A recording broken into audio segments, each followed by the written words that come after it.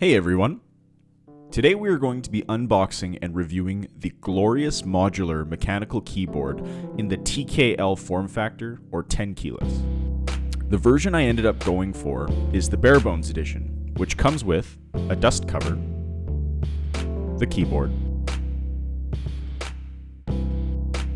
a micro USB braided cable, two novelty keycaps with the GMMK logo as well as the Ascend escape button, a 90-degree micro USB adapter, and a switch puller with some extra rubber feet. First impressions of the board are pretty nice. The top aluminum plate feels solid, and there's very little flex in the board. It's much lighter than I was anticipating, probably due to the fact that the back of the board is plastic. I would have liked the GMMK to have USB-C connectivity instead of micro USB. However, it is nice to see that the cable is detachable, which is great in the event that you need to replace your cable or just move things around your desk. The keyboard also comes with legs at the bottom where you can increase the incline of the board. It also comes with a built-in keycap puller. That's a nice use of space as it's out of the way, but it's there if you need it.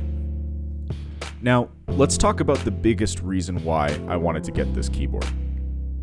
This keyboard is completely hot swappable, which means that you can take any 3-pin cherry-style switch and insert it into the PCB of the keyboard, and you're off and running.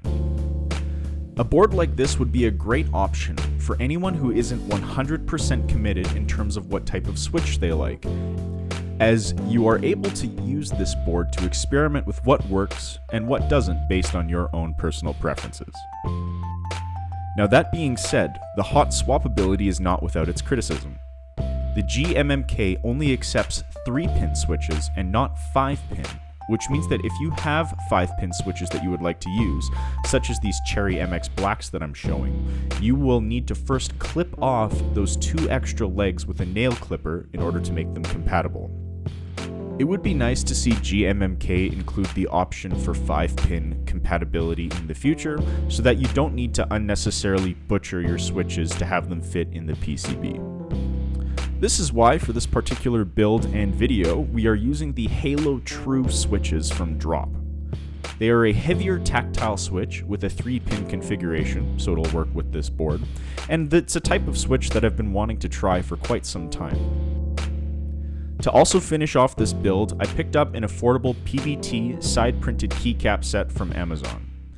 I really like the texture of these PBT keycaps, and at the moment just can't justify spending the hundreds of dollars on some of the more custom GMK group buys that are available in the mechanical keyboard community.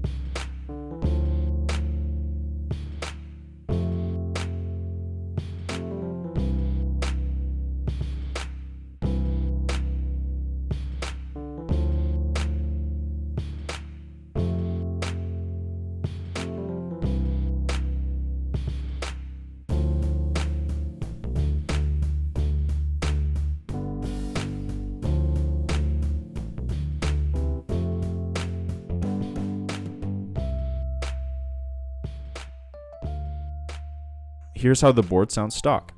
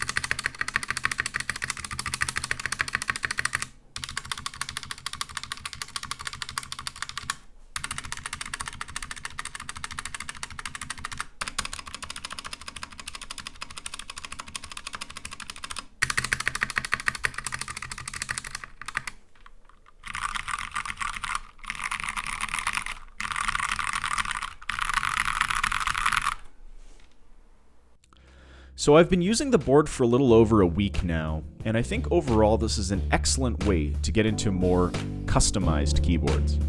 It allows you to quickly try different switches to suit your preference, has a pretty awesome build quality, and is really simple to put together. My only major gripe with the board is the fact that it's a micro USB connectivity instead of USB-C, but overall, it's a pretty minor one. Now, keep in mind that I am only reviewing the bare bones version of this, so your mileage may vary with the full builds.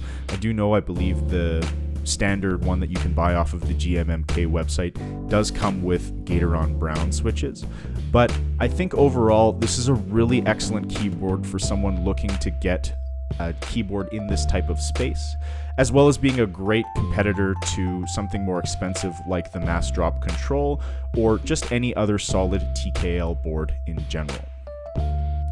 I'm going to be doing some modifications to this board in the future. For example, I've already lubricated the switches. This is going to be for a different video, as well as some stabilizer adjustments.